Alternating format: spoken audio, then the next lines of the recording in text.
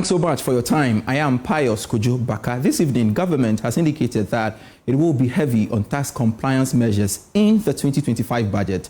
This is one of the several measures being considered to make up for the gap that will be created as a result of removing some taxes. Details in the following report. Based on what we are picking up, government will indeed press ahead to remove all the taxes and levies, as promised in its campaign manifesto. One can talk about the Burton tax, COVID-19 levy, and the e-levy.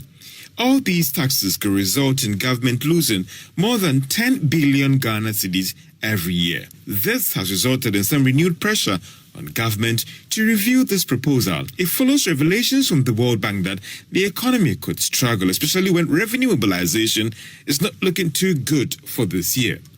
But persons close to government insist all these taxes will be removed. They argue that some of these fresh measures could make up for any shortfall. However, one cannot rule out government going through the route of fees and charges to also complement these tax compliance measures that the Finance Minister, Dr. Atuforsen, will announce in the 2025 budget that will be presented to Parliament on March 11, 2025. What do businesses make of this move? Let's get on to Zoom and speak with the Ghana Union of Traders Association, its president, Dr. Joseph Obeng, as well as the Greater Accra Regional Chairman of the Association of Ghana Industries, Chona Mapelu. Thanks so much, gentlemen, for joining us here on Business Live. First off, we are learning that the 2025 budget will be heavy on tax compliance as it moves to remove some taxes you deemed nuisance. Your thoughts, Dr. Obeng, first off? Yeah. It is very important that we enforce on compliance. It's very important, especially when government is making efforts to remove some or most of the nuisance taxes from the budget. It's very important. As I've always been saying, the key to revenue enhancement is enforcement, is compliance. And then the key to compliance is the simplicity and affordability and uniformity of these taxes. If you're able to look at these areas to make taxes very affordable and simplified, as well as being uniformed, and then remove all thresholds and limits in the tax system, then of course the fair playing ground is created that compliance should be assured. And then it's not only that these things should only move compliance, but enforcement, monitoring and enforcement of the compliance is also key. That's why Ghana Revenue Authority is also there to make sure that we all conform to the rules and engagement when it comes to taxation. So it's very important. Now, I think that's a very good, government have shown good faith if it's able to reduce these taxes. And it means that we also have to show good faith by complying. That's what we have to do. We do not always have to cut corners and then hurt government revenue. So the most important thing is what government is going to do. And we are looking at the significance of this tax reduction. It's very important that we also make these taxes very affordable. When we say that we are reducing, it means that we are reducing and making it simplified and affordable so that compliance does not become a difficulty for us at all. But for you, what should be the approach in enforcing the tax laws without businesses having cause to raise concerns about harassments? I've said that we have to create the enabling systems that ensure that everybody is told to doing the right thing. And then those areas that create the loopholes that make people dodge the tax payment is the thresholds that is created by the GRA itself. Thresholds and limits of certain limits for the taxes and all that. It creates different avenues for people to dodge. Somebody who is even over that threshold will find ways to come below the threshold so that you will dodge the tax.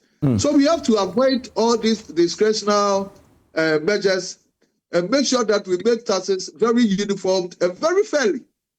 Taxes should be fair. All right. If there's no fairness in the taxes, it doesn't work. So it's about creating the system that will ensure that everybody knows that they are towing the line to do the right thing for government to generate the much needed revenue that it seeks. Because it's very important that government also get revenue. That's fair. It's very important. I would like to also hear from Dr. Bing. I would like to also hear from Chonam to speak to us on the subject matter. And Chonam, your initial take about the 2025 budget being heavy on tax compliance. What are your views? Thank you, Pius. Good evening to your cherished listeners, and good evening, my good friend Joseph. So essentially, if you follow the campaign that had just ended before the elections, you realize that all the political parties were very heavy in promising about tax compliance. In fact, to the extent that all the political parties campaigned heavily on, cancelling of taxation, e-levying, and all of that, was only natural to expect that they would like to expand compliance. For us in industry, we're very excited about that, and we would continue to support government to do that. But it's important to note that the issue of compliance has always been on the table. AGI have had concerns to complain about how compliance is being implemented and achieved. So, for example, the tax authorities continue to focus on the very few companies that will always pay the tax. So instead of expanding the tax net, they would rather increase the tax for the few companies that will comply. And what we would like to see is a total departure from this arrangement. We would like to see almost every company or every individual that ought to pay tax actually paying the tax. That's really what we want to see. And the issue then is... All right, finish that for me. The issue then is, which I know you're going to ask, is how? How do we achieve that? And that's one of the things that we are very keen to see how government would like to achieve that. We know that there are several sectors that tax collection has been extremely low. Take the real estate sector, for example. There are several huge mansions all over the city of Accra. They are not paying taxes. Most of them, not that they don't want to pay taxes, but nobody goes to them for taxes. Look, I have a friend in East Legon. He lived all his life in the US. He's back home. He's been asking how he can pay his tax on his house. And as of today, nobody goes to his house to collect tax. So we would like to see the infrastructure put in place to collect tax from all of these real estate owners and so on. And if we're able to do that effectively, that will be one of the surest ways to mobilize money. All right. A lot of people who have money would rather buy real estate. So it's really an area that you can tap in and expand the tax network. And I believe we also have a greater role to play in all of these. But what sort of cooperation would the leadership, for example, of AGI give to its members when it comes to honoring their tax obligations to ensure smooth enforcement of the tax laws? So as we've always indicated, we are determined to cooperate with the government in collecting taxes. In fact, we have regular meetings with government about how taxes should be collected and so on. So we don't have a problem. Our challenge is how they continue to increase our taxes. So for our members, we can guarantee you that we will continue to cooperate. We are only interested in the mechanism. How are you able to expand the tax net? The Okada driver who is delivering goods in Accra every day and is paid cash, how is that person able to pay tax? Just focus on the delivery market in Accra, and you realize that there's so much taxes to be collected. So we are talking about practical mechanisms of collecting tax. We would like to see how systems are automated and also how we formalize a lot of these businesses that make a lot of money. And Dr. Bing, there's been calls for... And Dr. Bing, there's been calls for education and awareness creation on the relevance of tax compliance. Is this something the association will pay critical attention to ensure none of your members fall foul against the law? This is one of the major things that we do with the GRA, and the GRA can attest to this. So we are talking about enhancing the education. That's all that now we are going to do to enhance even it more. Because it is, everybody knows that we have the responsibility and we are liable to also pay our dues to the government. Everybody knows that. But it's a system that is debarring people from doing the right thing. I've said that we have to make systems very simplified and very affordable as the government seek to do. When they are doing, they're able to do that, it is a major hurdle that government have cleared. And then the rest is how, because if taxes are affordable and simplified, I mean, you have solved about 60% of compliance. And then the rest will be the enforcement and then the monitoring and the education that we have to come in to help Ghana Revenue Authority to do that. I've said that thresholds, we should be able to remove all thresholds and limits that will also serve as the gray areas for people to want to dodge, using the limit as a scapegoat to dodge the taxes. So it's not as simple as that you have to just reduce some few taxes and you say that you are coming on to enforce on compliance. All right. It will not work if you haven't built the necessary systems that I'm talking about. And that's the more reason why we even have to engage government to let government know some of these gray areas even before they come out. Engagement with stakeholders is very important. It should not be said that just a few technocrats sat down and then make something, and that thing have proven that it has never worked in the past.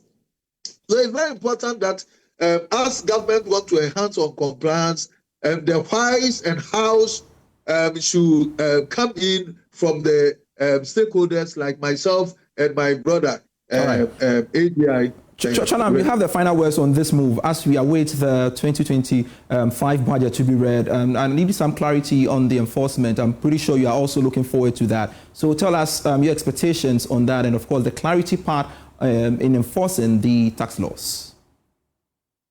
Well, enforcement using the Buga mechanism have not worked. Coming to lock our offices and all of that is never worked. So there has to be a more innovative ways of ensuring that people comply.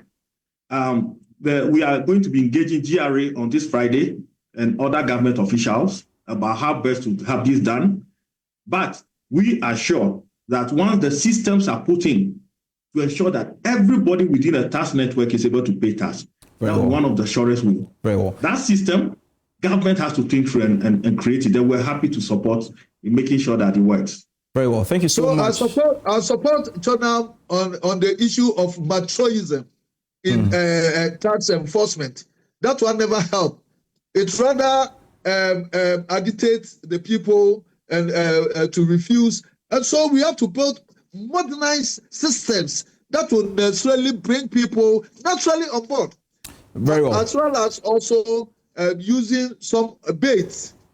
We don't use baits to help people to even voluntarily comply. We have to talk through all these things. We also have a meeting with the new Commissioner General tomorrow, and we'll put some of these things across. I think it's also very important, like Chonam is saying, that we even had a meeting with the Finance Ministry even before putting some of the small these things at the end of the budget, so that we can have a proper firm this in control on this compliance thing that we're talking about. Thank you so much, gentlemen, for your time here on Business Live. Dr. Joseph Obeng is the president of GUTA, as well as Chona Mapelu, the Greater Accra Regional Chairman of the Association of Ghana Industries, speaking to us here on Business Live. And one on tax masters, because Chief Executive of Delex Finance, Joe Jackson, insists government must improve on tax compliance to mitigate the impact of tax reforms on the economy. He's been speaking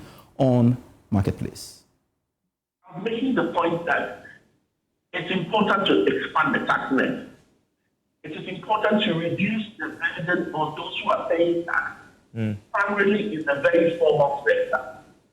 And that compliance shouldn't just be for those in the formal sector. It should bring those from outside the tax net, especially in the informal sector, into it so that we can increase the volume of taxes that come in. That will enable us to remove some of the taxes which the Ghanaian public believes is burdensome. Now, I believe the concern of the IMF is that you shouldn't just cut taxes, but you should keep an eye on the total tax revenue collected. And that it will hurt this economy if the total tax collected reduces because you've removed some taxes. Government has finally given its approval for insurance companies to go ahead and implement the 10% increase in third-party tariffs. There is more in this report. Joy Business is learning that the approval was secured last week. This was after the former Insurance Commissioner, Michael Kofi Andor, briefed the Finance Minister, Dr. Kaseo Latuforsen, about the need for the tariffs to be reviewed. Based on this development, all the insurance companies in the country can go ahead and charge 10% motor insurance premiums. The National Insurance Commission was forced to suspend the implementation of these tariffs from February 2025 due to what it describes as some industry concerns. However, some of the players did not heed to the directive coming from the regulator and went ahead to charge the new tariffs. They now have the necessary regulatory approval to charge these new tariffs. But there are concerns about the impact of this development on purchase of insurance products, especially when it comes to motor insurance.